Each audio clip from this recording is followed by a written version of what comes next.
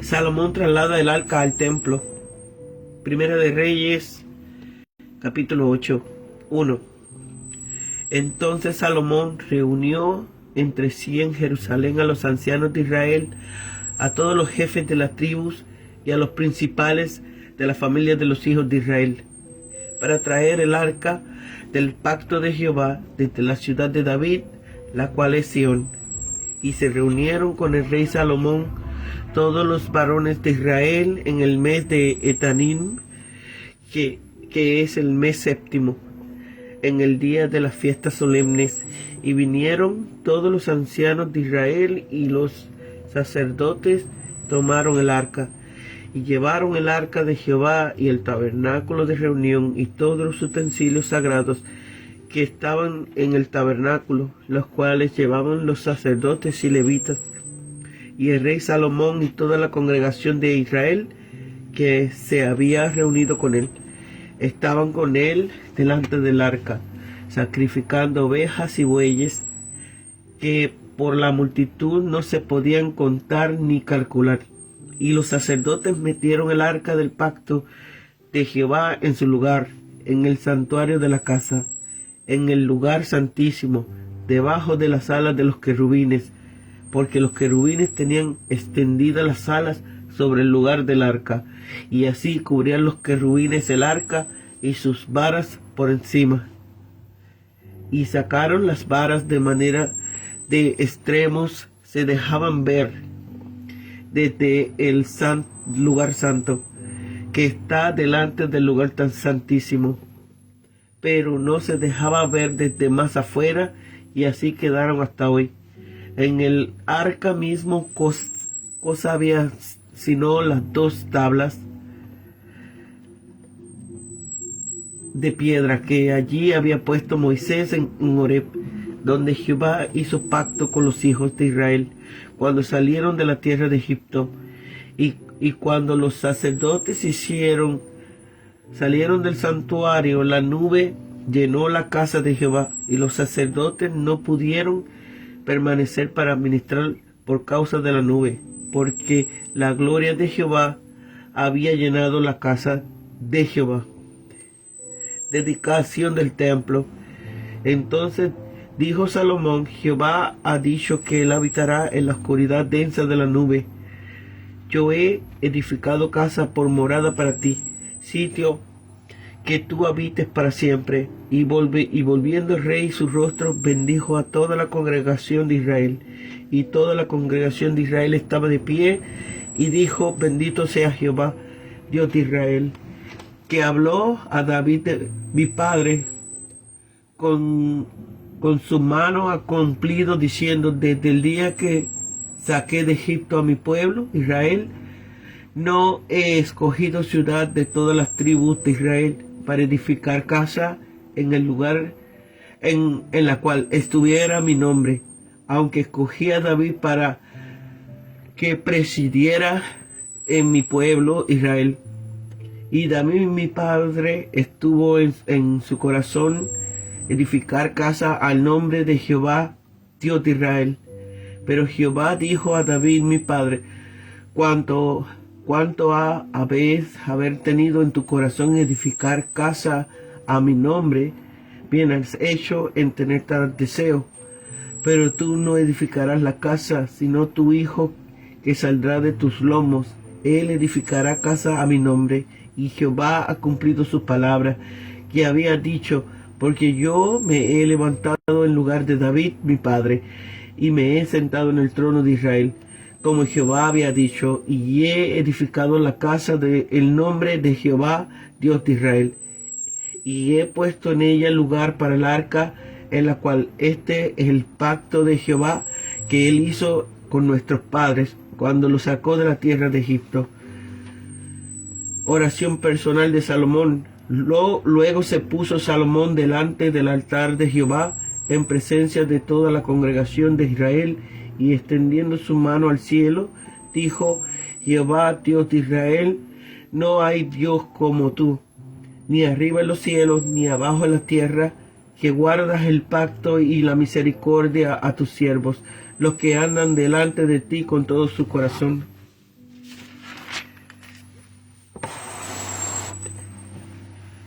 que has cumplido a tu siervo David mi padre lo que le prometiste. Lo dijiste con tu boca y con tu mano lo has cumplido, como sucede en este día. Ahora pues, Jehová Dios de Israel, cumple a tu siervo David mi padre lo que le prometiste, diciendo: no te faltará varón delante de mí, que se siente en el trono de Israel, con tal que tus hijos guarden mis caminos y anden delante de mí como tú has andado delante de mí. Ahora pues, oh Jehová Dios de Israel, cúmplase las palabras que dijiste a tu siervo David mi padre. Pero es verdad que Dios morará sobre la tierra.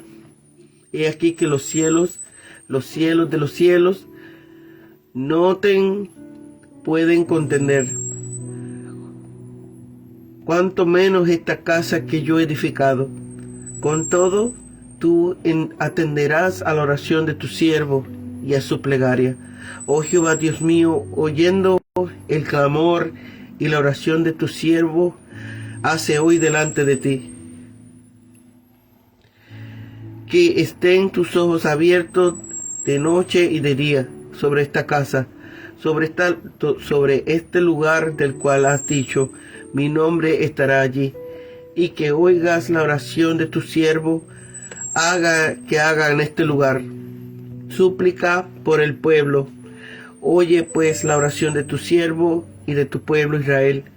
Cuando oren en este lugar, también tú lo oirás en el lugar de tu morada, en los cielos. Escucha y perdona. Si alguno pecare contra su prójimo y le tomara juramento, haciendo jurar, y viene el juramento delante de tu altar en esta casa, tú irás desde el cielo y actuarás y juzgarás a tus siervos, condenando al impío y haciendo recaer su proceder sobre su cabeza, y justificando al justo para darle conforme a su justicia. Si tu pueblo Israel es derrotado delante de sus enemigos por haber pecado contra ti, y se vuelve a ti y confiesa tu nombre, y oran y te ruegan y suplican en esta casa, tú irás en el cielo y perdonarás el pecado de tu pueblo Israel, y los volverás a la tierra que diste a tus padres. Si el cielo se cierra y no llueve, por haber ellos pecado contra ti, y te ruegan en este lugar, y confiesan tu nombre, y se vuelven del pecado, cuando los aflijas, tú irás en los cielos y perdonarás el pecado de tus siervos y el de tu pueblo Israel, enseñándoles el buen camino en que anden, y darás lluvia sobre tu tierra, la cual diste a tu pueblo por heredad.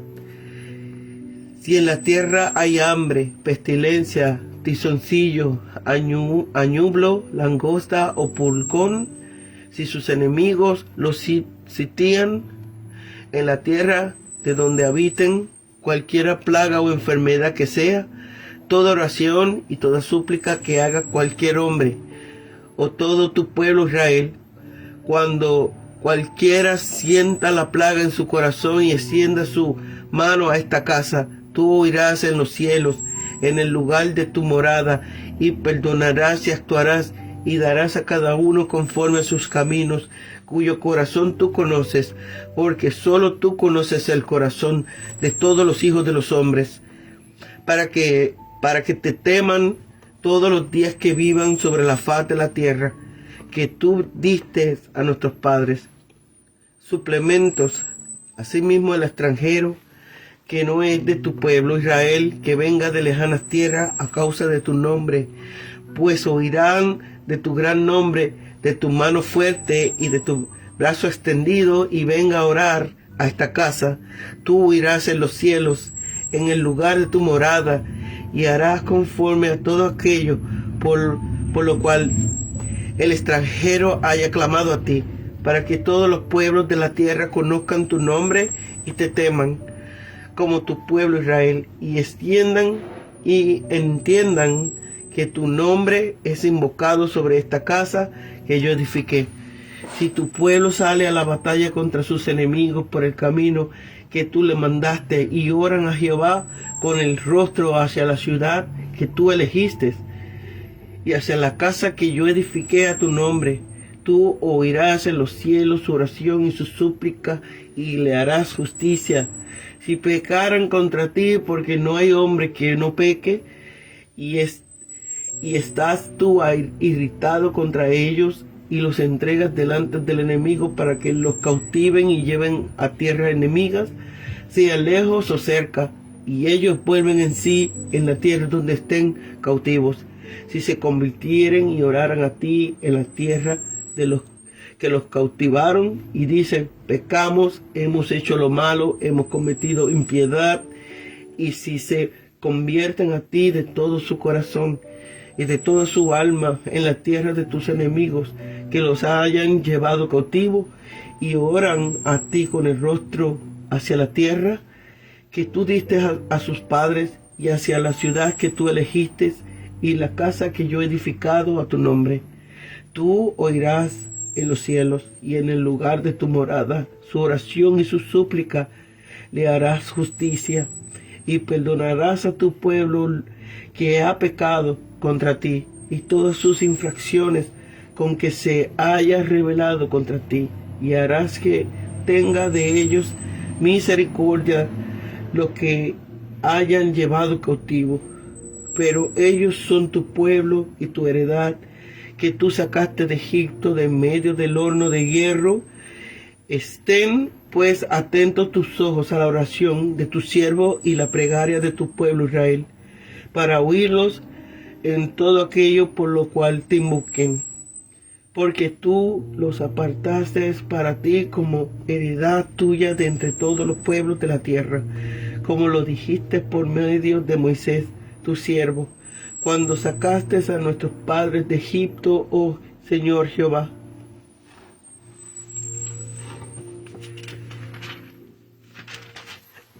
Bendiciones de la asamblea.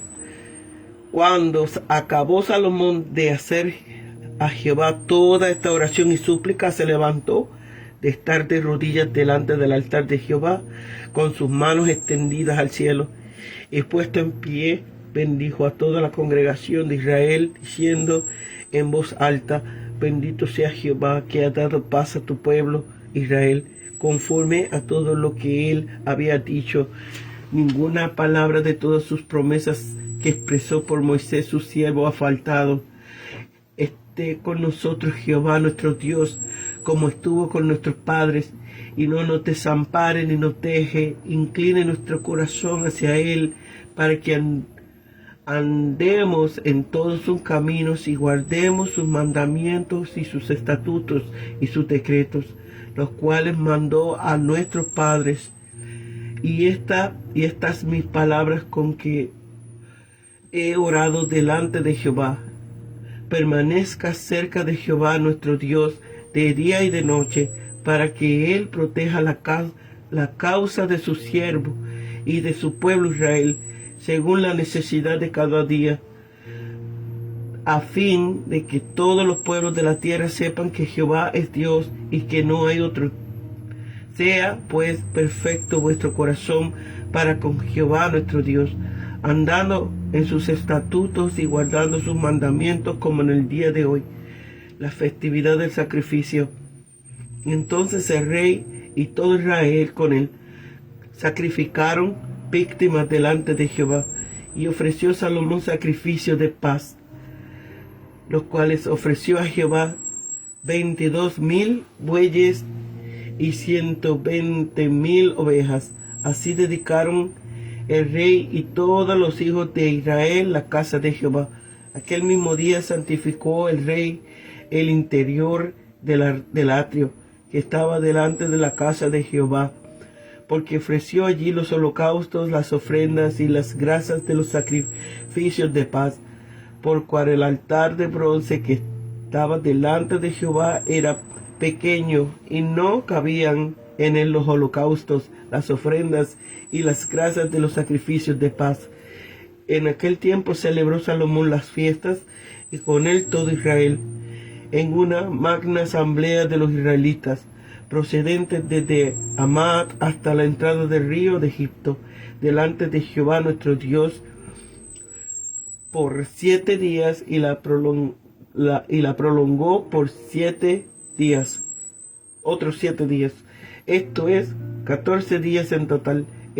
Al octavo día despidió al pueblo, y ellos, bendiciendo al rey, se fueron a sus moradas alegres y gozosos de corazón, con todos los beneficios que Jehová había hecho a David, a su siervo, y a su pueblo Israel.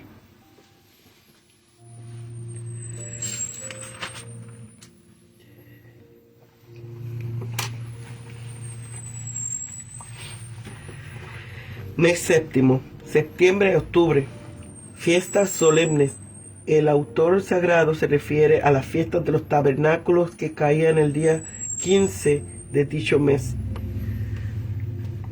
Nube. La nube, como símbolo visible de la presencia de la gracia de Dios, llenó el templo y sirvió como señal de que Jehová, el Dios del pacto, había entrado en él y lo había elegido como lugar de su revelación en Israel. Que los sacerdotes no pudieran ministrar no significa que la nube lo hubiera echado del templo, debido a que lo llenó cuando los sacerdotes hubieron salido, sino que significa que no podían ministrar en el lugar santo, es decir, ofrecer sacrificios en el altar para inaugurarlo, así como fueron ofrecidos los holocaustos durante las oraciones de consagración, que se asemejan a fuego devorador, y ante la cual el hombre impuro no podía existir. Se manifestó en esta nube esta maravillosa manifestación de la gloria divina. Solo tuvo lugar durante la consagración. Después de esto, la nube solo podía ser vista en el lugar santísimo en el día de la expiación, cuando el sumo sacerdote entraba al lugar santísimo. Ofrece un largo suplemento acerca de la música y el canto de los levitas durante estas celebraciones. La gloria de Jehová había llenado la casa.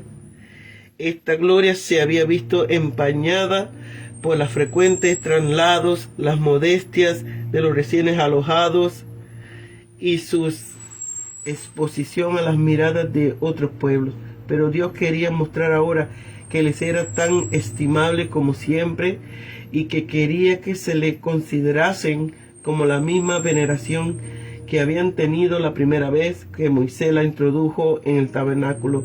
También daba testimonio de que aceptaba el templo con todo su mueblaje como un buen servicio prestado a su nombre y a su reino entre los hombres. Se puso de rodillas.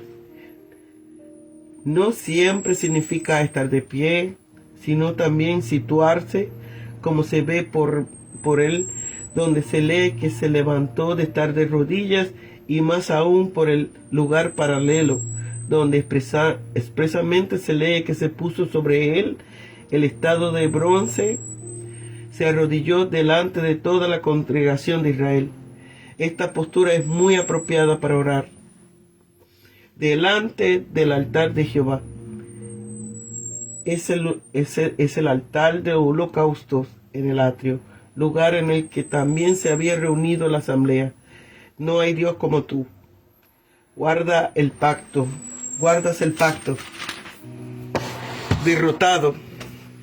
Referencia a las amenazas donde se advierte al pueblo del peligro de los enemigos que caen sobre el territorio, y se le vaticina derrotas y sometimientos, y que los prisioneros de guerra serían exiliados mientras que el pueblo permanecieran en el territorio.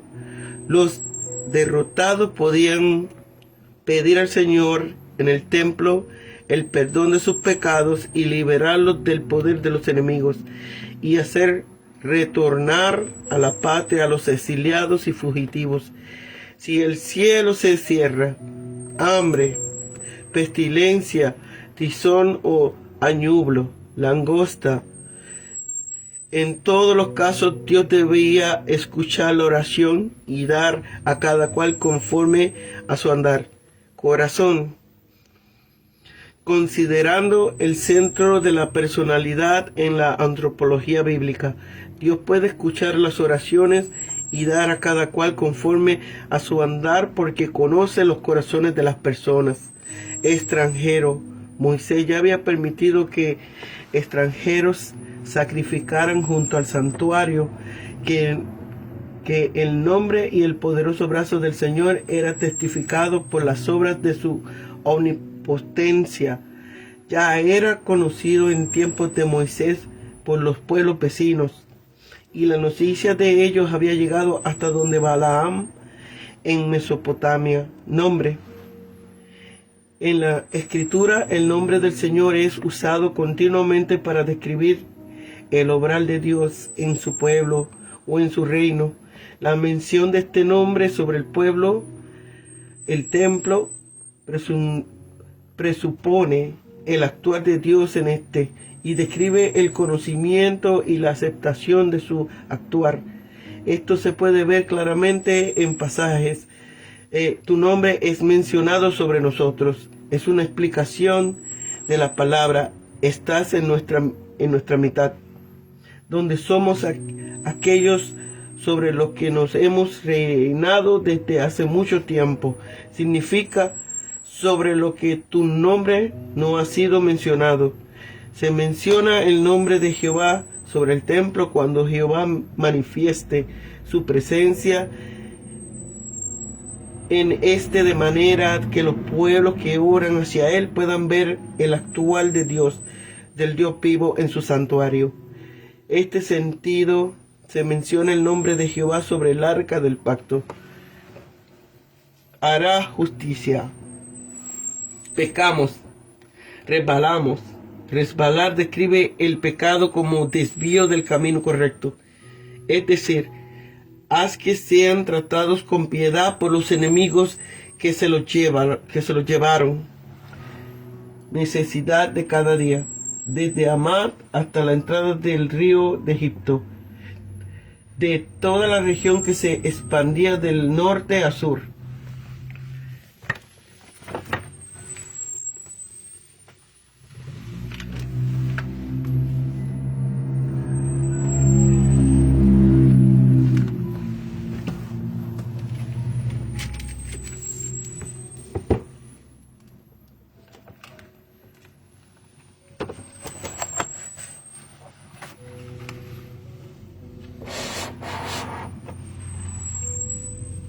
La dedicación del templo.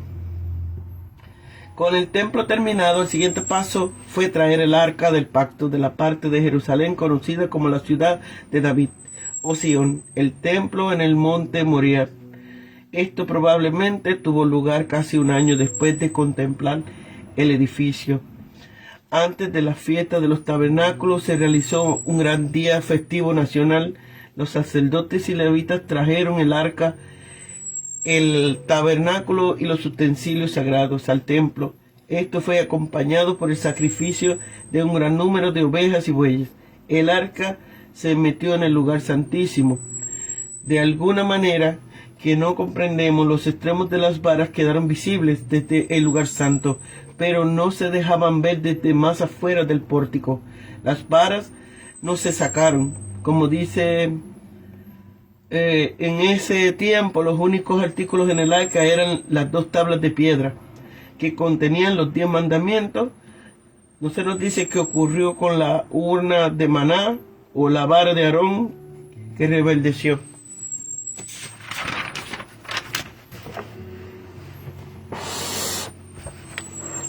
Tan pronto como el arca tipo de Cristo recibió su lugar apropiado, la nube de gloria, representando la presencia divina, llenó el templo. Los sacerdotes no pudieron llevar a cabo su ministerio porque la gloria de Jehová había llenado la casa.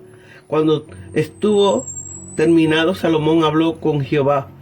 Dios había dicho que habitaría en la oscuridad.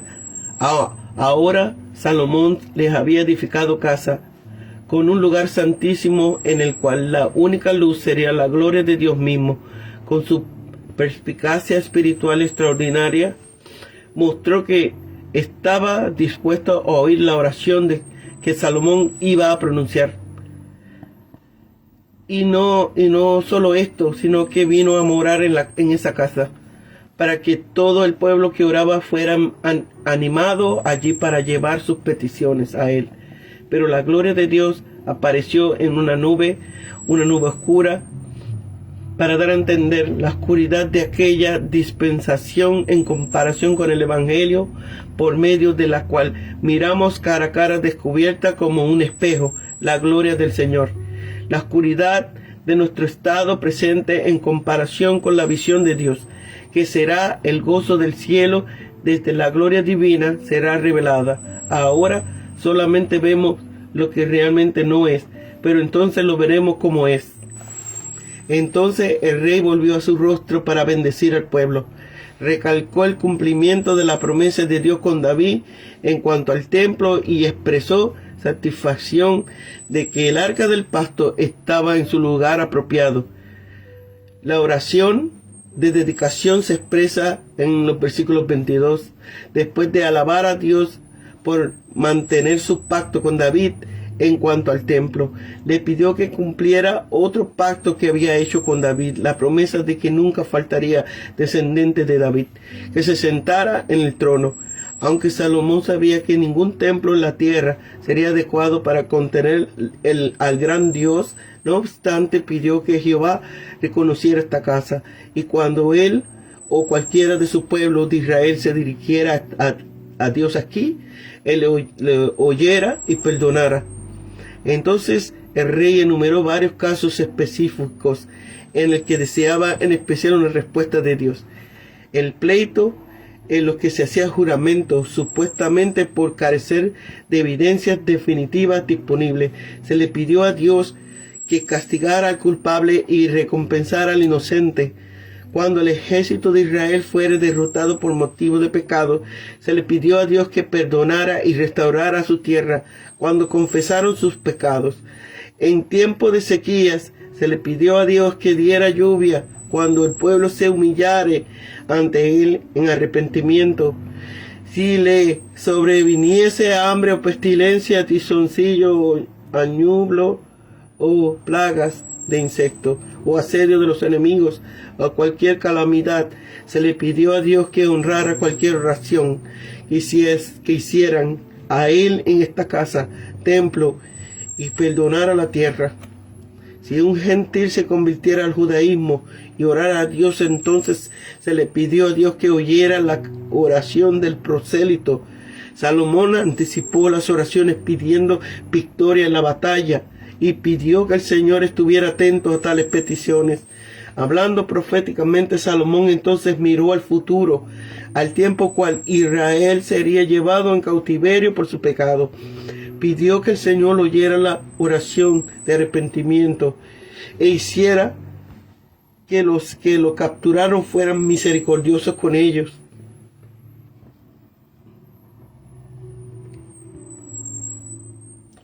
Porque después todos los israelitas eran su pueblo, que él había rescatado de Egipto. Estos versículos se cumplieron en el cautiverio babilónico y en el subsecuente retorno bajo el decreto de Ciro. Después de esta oración a Dios, Salomón bendijo al pueblo con una súplica elocuente de la presencia de Dios y del poder para ser fiel y ser testigos suyos ante todos los pueblos. La bendición de Salomón, como el resto de su oración, muestra un aprecio inmenso de grandes certezas espirituales. Dios es totalmente digno de confianza. Ninguna palabra ha faltado. ¡Qué testimonio! El pasado garantiza el futuro, puesto que Dios no cambia. Podemos edificar sobre el hecho de que, como se ha mostrado en el pasado, así será con nosotros.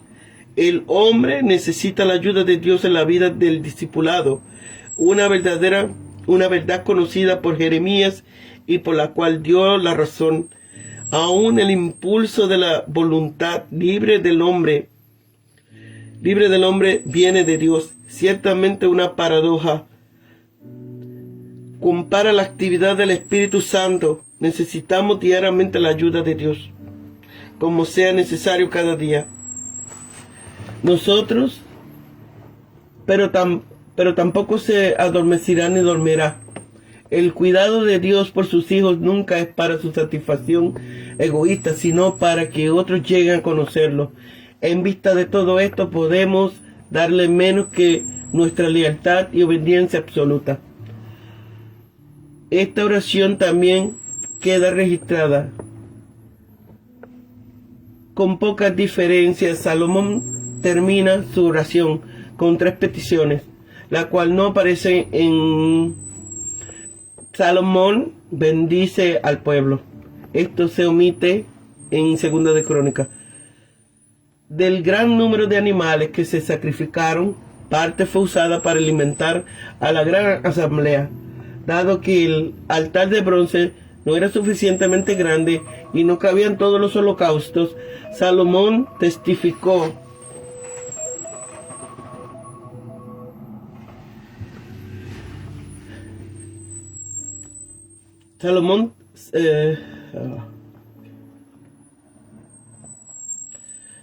Salomón santificó un lugar en medio del atrio, donde pudieron ser sacrificados los demás holocaustos al Señor.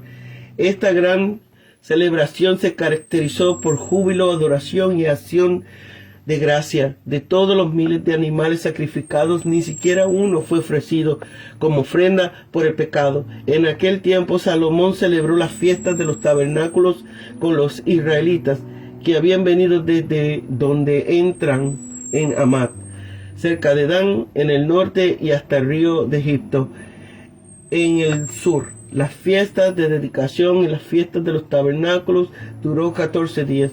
Entonces el pueblo volvió a su casa alegre y gozosos de corazón. Dice que se convocó una asamblea solemne al 8º día, mientras que el versículo 66 aquí dice que fueron despedidos al 8º día. Las fiestas de los tabernáculos comenzó el día 22 del mes, terminando con una santa convocación al 8º día. Al final de todo esto, Salomón despidió al pueblo, quienes se fueron la siguiente mañana el 23 del mes.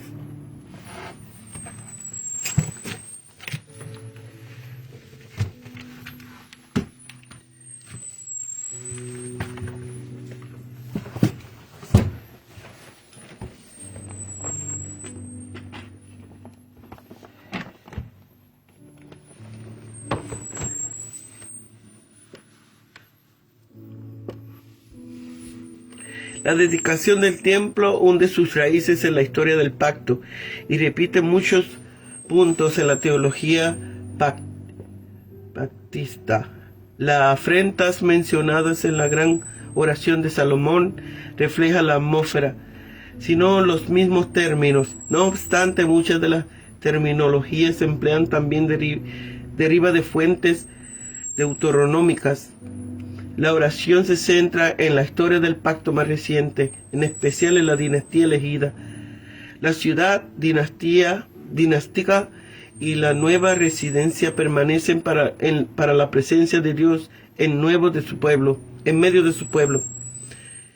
En esta oportunidad, Salomón procedió según la tradición, estructura de tribus y familias. Tal vez su burocracia real no funcionaba a pleno o fue una cortesía hacia las estructuras tradicionales. Trasladar el arca de la ciudad de David en el monte de Sión al nuevo templo nacional a Jerusalén restauraba el arca como símbolo religioso nacional. Los líderes tradicionales representaban a todo Israel. Se reunieron en Etanim el 7º mes, septiembre y octubre, el mes del gran día de expiación y de celebración de las fiestas de la siega, de las aramadas o de los tabernáculos, una semana después.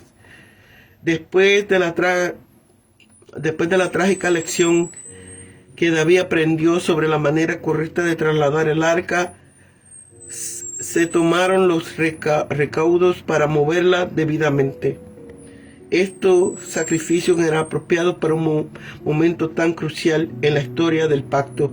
El arca se colocó debajo de las alas de los grandes querubines, como alas que extendían por todo lo ancho del lugar santo. Simbólicamente, el arca se restituyó a su lugar debajo de los símbolos de la gloria de Dios y de los seres que protegían esa gloria. Del contenido original del arca, la porción de maná y la vara de Aarón se había perdido.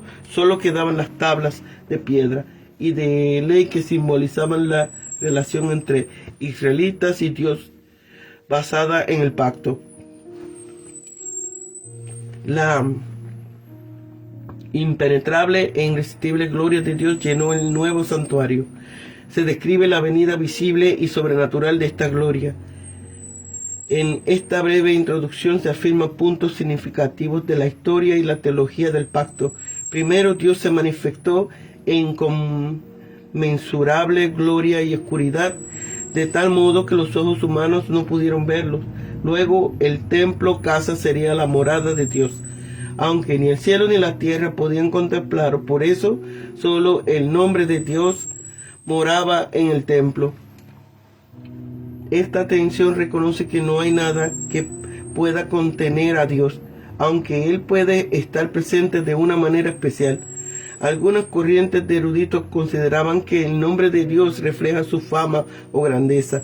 Implícitamente, al tener una morada para el nombre de Dios, su fama, el conocimiento de sus grandes, se propagaría desde ese lugar. Con este acto, la dinastía davídica asume la presencia presentativa espiritual del pueblo. Salomón se presentó ante Dios para hablar por el pueblo y luego se volvió para bendecir a toda la congregación. Dios manifestó su fiel misericordia al cumplir su promesa que le hizo a David. Estos versículos describen 4 etapas en el desarrollo del pacto de Dios. Primero, Dios tenía una morada en medio de su pueblo. Segundo, esta morada del templo casa edificado por la dinastía davídica. Tercero, estaba emplazando en las ciudades escogidas providencialmente por David. Cuarto, era la dinastía elegida por Dios. Esta línea integraron un sentido definitivo, la elección de la dinastía de Dios y la edificación del templo. El Salmo 78 expresa la importancia decisiva de la dinastía davídica para llevar a cabo este programa. Salomón se identificó como el agente davídico que había logrado completar este programa. El énfasis temático también está en la fidelidad de Dios, que cumplió su palabra. Salomón luego se volvió y se presentó ante Dios como representante del pueblo. En algún momento, al verse de rodillas con las manos elevadas al cielo para orar, Salomón declaró más puntos fundacionales de la teología del pacto. El Dios de los hebreos es único. No hay Dios como Jehová, Dios de Israel. Es el único Dios fiel a su pacto, que guarda el pacto y la misericordia. La fidelidad del pacto era responsabilidad de ambas partes. La fidelidad de Dios al pacto garantizaba la permanencia de la dinastía davídica, pero solo si los hijos de Salomón guardaban el camino y andaban delante del Señor. Guardar las promesas de su pacto era expresión de Dios. Salomón le suplicó que siguiera siendo fiel a su misericordia. Después de reconocer que el templo no podía contener a Dios, Salomón afirmó el tema principal de su plegaria, que el Señor confirmaría su pacto y atendería la oración de su pueblo, dirigida desde esa casa para perdonar y restaurarlos, como se repite varias veces en el resto de la plegaria. El argumento de esta oración era que, conforme a ese pacto, la fiel respuesta de Dios a las oraciones dirigidas a este templo garantizaban su interés en todos los aspectos de la vida de Israel. Un testimonio sin corroborar debía ser refrenado por un juramento solemne pronunciado en el templo.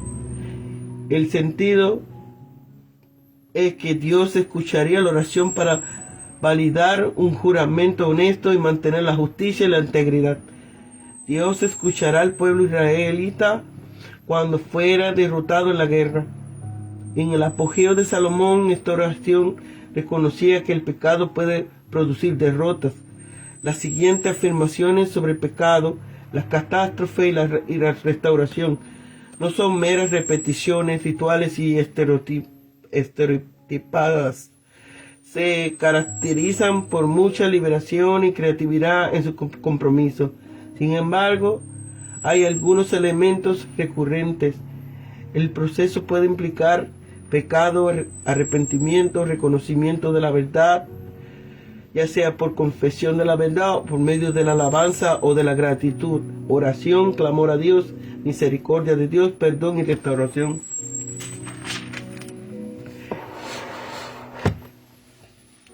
Los desastres naturales eran ocasiones para orar a Dios. El Señor escucharía, perdonaría y daría a cada uno conforme a sus caminos, lo que resultaría en el temor a Dios entre su pueblo.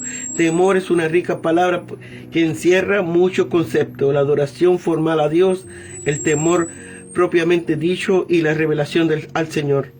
Salomón afirma la teología de las misiones implícitas en los testimonios de las grandes obras de Dios. El extranjero oiría hablar acerca de la grandeza de las grandes obras de Dios. Vendría a orar a su templo y él escucharía su oración.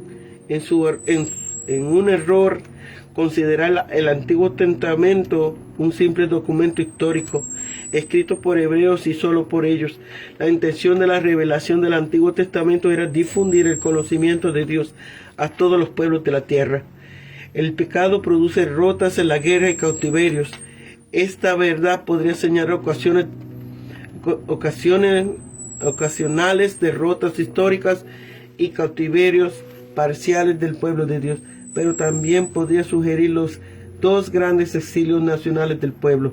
Salomón luego buscó bases históricas para la relación del pacto entre Dios y su pueblo, en particular en su liberación de Egipto. Como representante espiritual del pueblo, Salomón se había arrodillado para orar, en una actitud de humilde reverencia ante Dios. Su papel como intermediario espiritual entre el pueblo y el Señor continuó cuando se puso en pie, se volvió al pueblo y los bendijo con la afirmación: bendito sea Jehová. Salomón suplicó la presencia de Dios por su pueblo, porque sabía que se requería su activa participación. Incliné nuestro corazón hacia Él, para que éste se mantuviera fiel al pacto de Dios, al lugar especial de esta súplica. El altar del Señor representaba de manera tangible la constante presencia de Dios en medio de su pueblo. El resultado de esta fidelidad reitera el propósito principal de las misiones del Antiguo Testamento, a fin de que todos los pueblos de la tierra sepan que Jehová es Dios. Con estas palabras, Salomón proclama la visión de una misión mundial. Los adoradores comían muchos de los sacrificios que ofrecían, especialmente los sacrificios de paz, de modo que la dedicación del templo se convertía en una enorme fiesta nacional patrocinada por el Estado. Todos los que fueran parte de la adoración oficial debían ser consagrados ritualmente. Todo el imperio, definido por sus límites ideales desde la entrada de Hamat en el norte hasta el río de Egipto en el sur, participó de estas fiestas y tal vez de las otras grandes celebraciones nacionales. Hay documentos extrabíblicos que confirman que el río de Egipto era Wadi el-Arish, o algún lugar próximo a este torrente.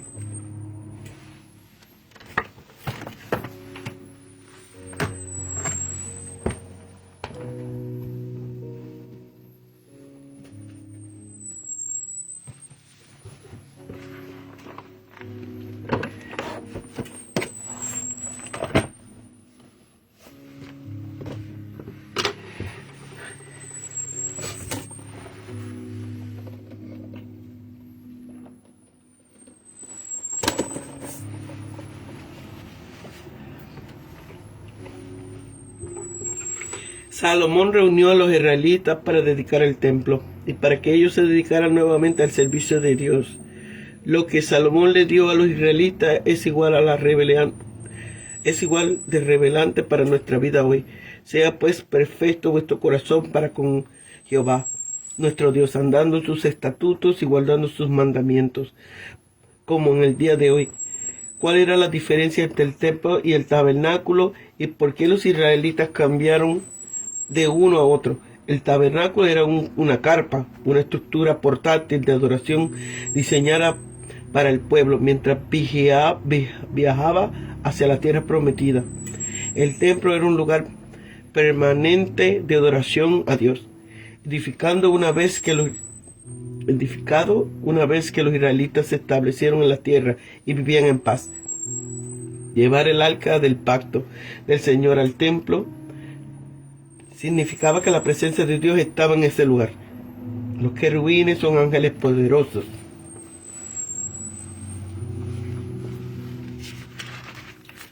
Durante los 460 años desde que Israel salió de Egipto, Dios no le ordenó al pueblo que construyera un templo, más bien enfatizó la importancia de su presencia entre ellos y la necesidad del pueblo de tener líderes espirituales.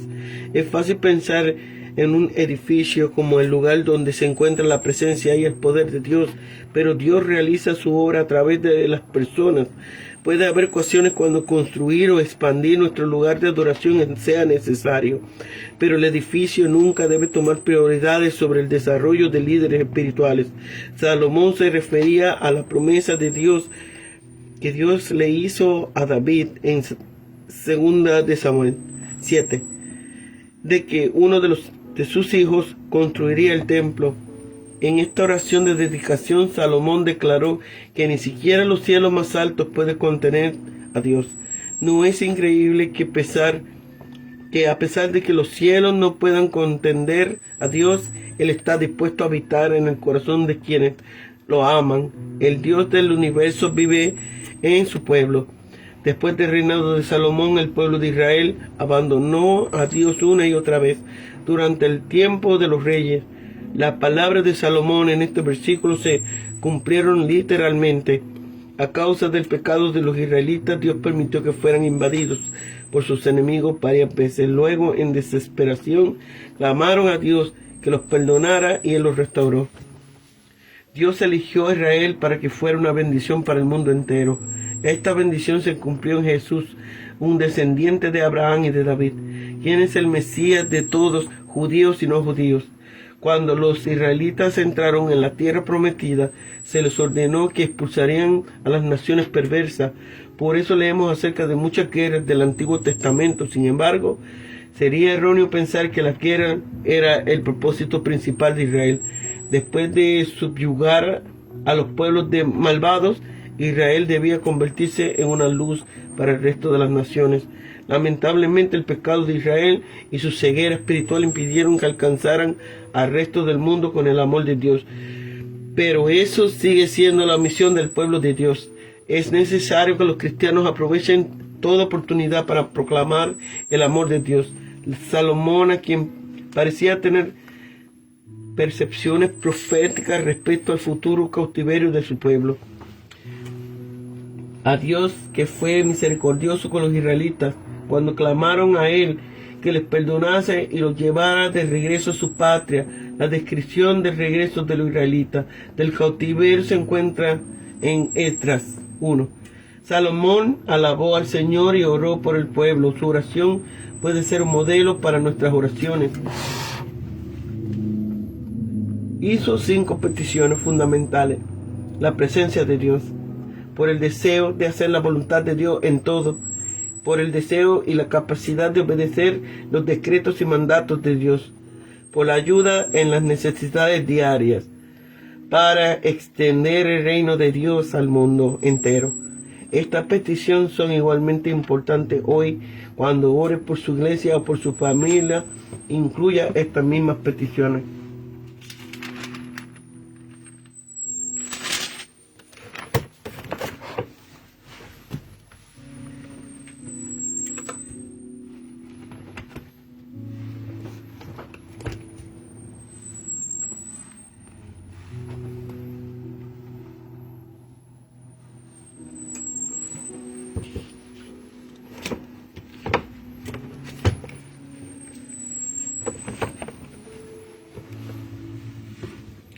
para traer el arca de la ciudad de David, los cuales Sión. Salomón reunió un gran número de oficiales para trasladar el arca del pacto desde la ciudad de Sión o ciudad de David hasta el monte Moriah, al norte, al templo recién construido sobre el sitio de David. Le compró a Ornam o Arauna en el lugar santísimo debajo de las alas de los querubines, siendo el modelo del tabernáculo. El arca fue colocada la sombra de las alas de los grandes querubines de madera de olivo cubiertos de oro. En el arca ninguna cosa había sido las dos tablas de piedra en el arca ninguna cosa había sido sino las dos tablas de piedra que allí había puesto Moisés en Horeb. Ya no se encontraban dentro del arca la vara de Aarón ni el maná. Esto es probablemente ya que se había perdido. La nube llenó la casa de Jehová. La gloria de Jehová había llenado la casa. Esta manifestación de la presencia de Dios es una nube dentro del templo. Fue un hecho similar. Cuando Moisés terminó de construir y dedicar el tabernáculo frente al monte Sinaí, Jehová ha dicho que él habitaría en la oscuridad. Eso se refiere a lo que sucedió en Sinaí, donde Dios se manifestó la oscuridad de la nube de acuerdo con Éxodo 20. Tú no edificarás la casa sino tu hijo. Se indica que Dios no le permitió a David edificar el templo por cuando había derramado mucha sangre.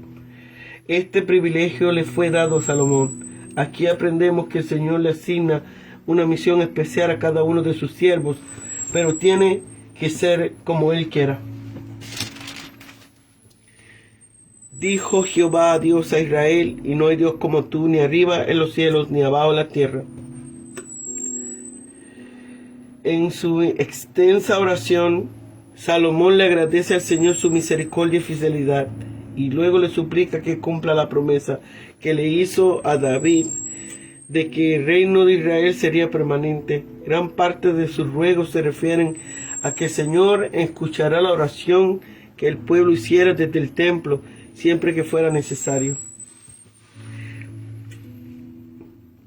El primer templo de Jerusalén fue construido por Salomón aproximadamente 960 a.C. y se convirtió en el santuario principal de la adoración del pueblo de Israel. Salomón inició su edificación en el 4º año de su reinado y demoró 7 en terminarlo. La estructura era impresionante y su diseño interior correspondía al del tabernáculo.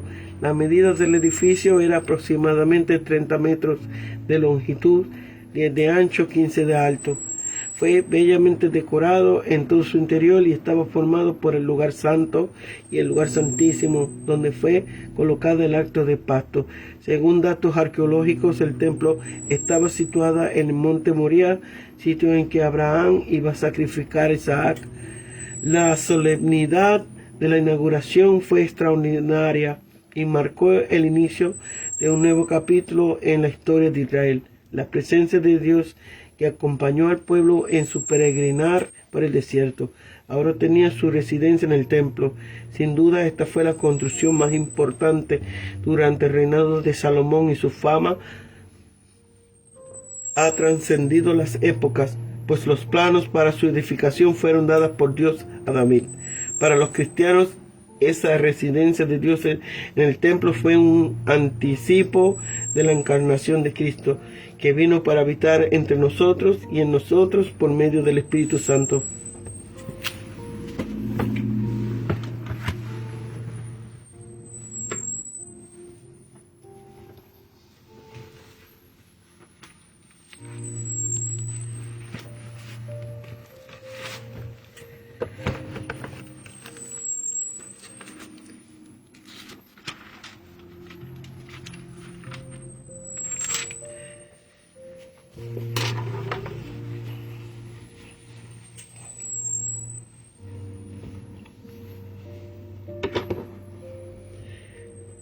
La fiesta se refiere a la de los tabernáculos o la de las enramadas, que reunía a una gran multitud y recomendaba que el pueblo había vivido en una tienda cuando estuvo en el desierto. Es posible que por estos motivos Salomón haya esperado 11 meses para hacer la dedicación en el mes séptimo. Esto ocurrió en el año 12 del reinado de Salomón. El tabernáculo había permanecido en Gabaón, y aunque se había intentado cambiarlo de lugar, no fue posible tener éxito excepto en esta ocasión. Para los judíos la presencia de Dios estaba asociada con el arca y por correspondencia con los utensilios sagrados. En el arca solo se encontraban las tablas de piedra que Moisés había colocado en Horeb.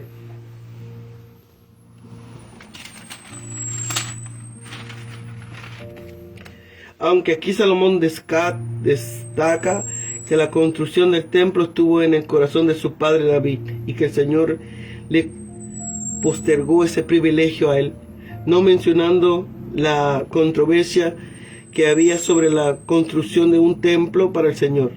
Este hecho generó temor en algunos porque podía seguir la misma ruta de otros pueblos de la antigüedad que usaron su templo y todo el sistema político religioso para manipular a los creyentes y obtener ventaja.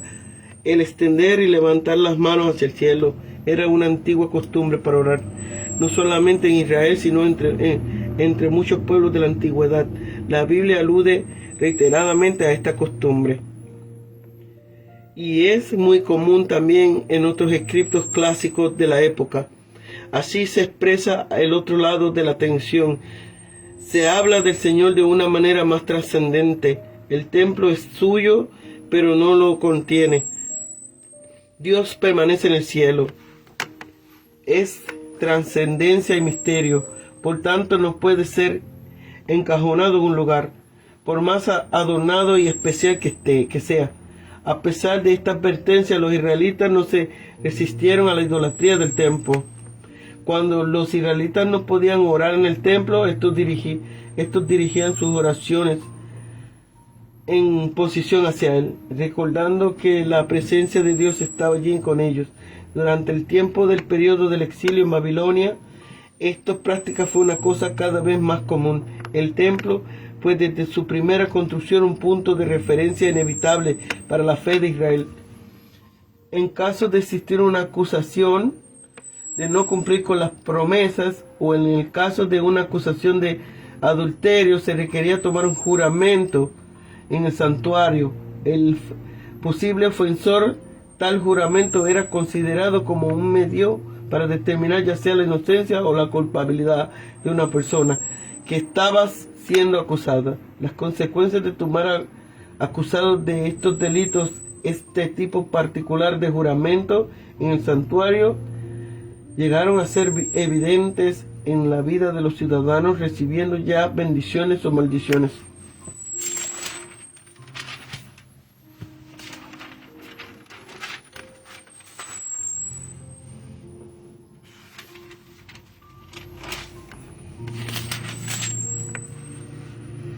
Antes de salir de Egipto, Dios había dicho a su pueblo que deseaba que le adoraran, pero en ningún momento habló de la construcción de un sitio o localización física para mantener esta relación con él. Durante la travesía en el desierto y al principio de la posesión de la tierra de Canaán, el pueblo siguió adorando a Dios en cada lugar, haciendo sacrificios sin concentrarse en un solo sitio. La presencia de Dios estaba garantizada por la fidelidad al pacto, y el símbolo de esa presencia lo constituían el tabernáculo y el arca, que no era objeto de veneración. Pero el pueblo entró a Canaán, comenzó a ver otras prácticas religiosas, entre las cuales se destacaban los santuarios donde se adoraban distintas divinidades cananeas. Con el surgimiento de la monarquía en Israel podemos encontrar un proceso de institucional de la religión, que antes se basaba en el liderazgo unipersonal de Moisés y después de Josué. Ahora, una clase sacerdotal creciente requería de una infraestructura más elaborada que el arca, y una monarca con éxito como Salomón deseaba construir un templo majestuoso que correspondiera a la grandeza de Dios y seguramente a los lujos que él disfrutaba.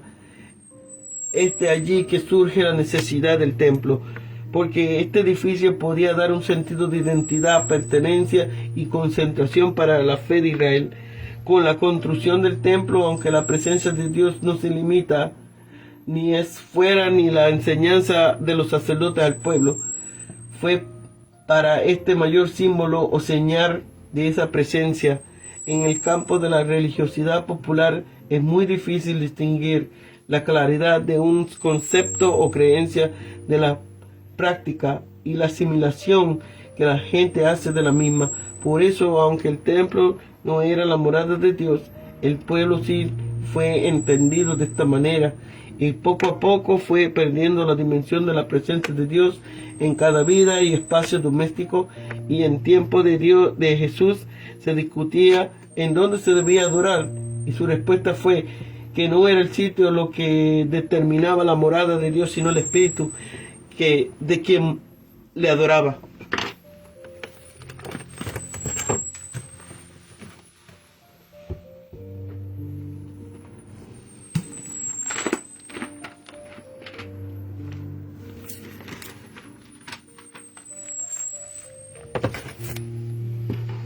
Ancianos jefes. Los ancianos de Israel Los ancianos de Israel eran hombres respetados que estaban encargados del gobierno local y de la administración de la justicia de Israel. Eran consejeros de Israel en cuestiones importantes de Estado. Los jefes de las tribus eran varones de mayor edad dentro de cada familia extendida. Tenían la responsabilidad de aprender la ley y de dirigir a la familia de cada uno de ellos a su obediencia. El mes séptimo, Salomón había acabado de edificar el templo. En el mes octavo del año anterior, todos sus detalles denotaban la magnificencia y hermosura de la naturaleza de Dios y su gloria singular y trascendente. Así la celebración no tuvo lugar hasta 11 meses después. Salomón programó de forma intencionada la dedicación del templo para que coincidiera con las fiestas de los tabernáculos que se celebraban en el mes séptimo, cuando había una asamblea general del pueblo en Jerusalén. Además era un año de jubileo, de modo que era especialmente apropiado. Llevaron el arca de Jehová. El arca del pacto fue traída por los sacerdotes y los levitas desde la tienda de David. Había hecho para ellos que David había hecho para ellos en Jerusalén. También trajeron al templo el tabernáculos y todos sus artículos que habían estado guardados en Gabaón.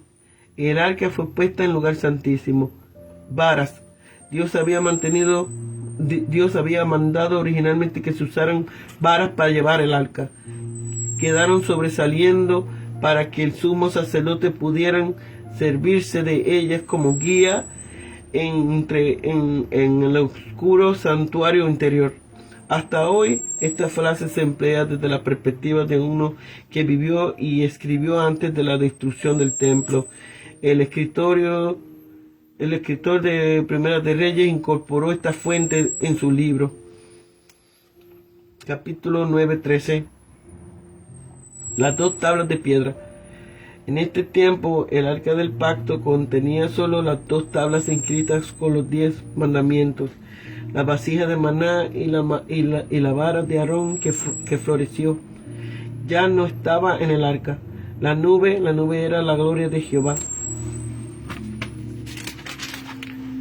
símbolo invisible de Jehová, y los sacerdotes no pudieron permanecer para ministrar por causa de la nube, porque la gloria de Jehová había llenado la casa.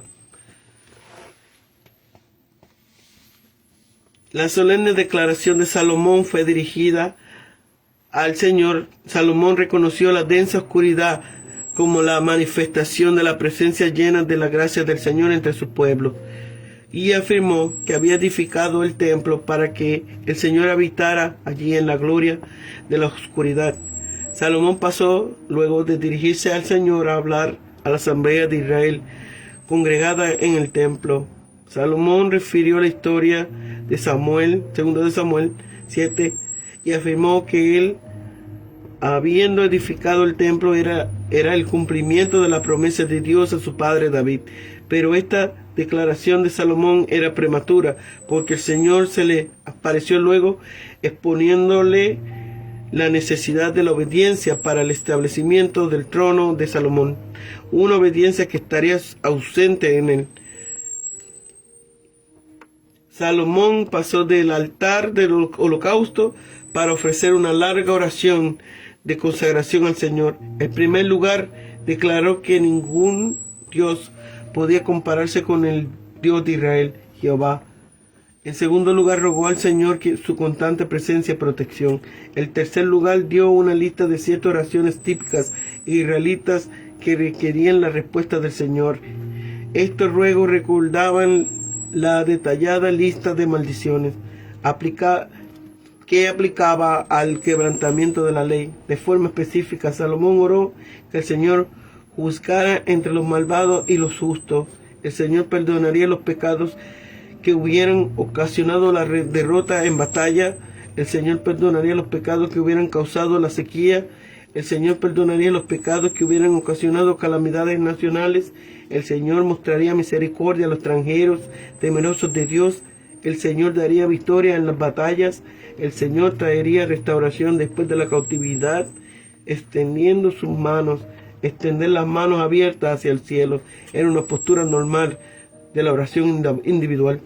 Los cielos no te pueden contener. Salomón confesó que aunque el Señor había escogido habitar en medio del pueblo, en la nube del templo, trascendía infinitivamente a todo lo que existiera en toda la creación.